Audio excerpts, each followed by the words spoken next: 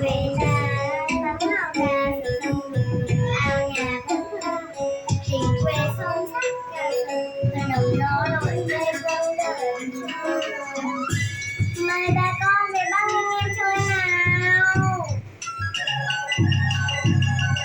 Bắc Ninh thật du lịch ngón khoai thao em đời dân định mấy anh hai quay đời du lịch các dân chơi gọi là đã vừa linh linh con hò này con đọc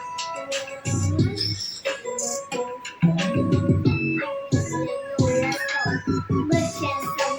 bước trên mây bước tới đâu là đây biến trầu này sáng như trần sẵn ngủ đi phía mình đâu mà tìm chót nên đâu thể ngồi làm lý làm tim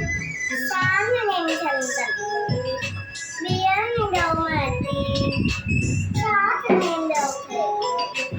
làm lý làm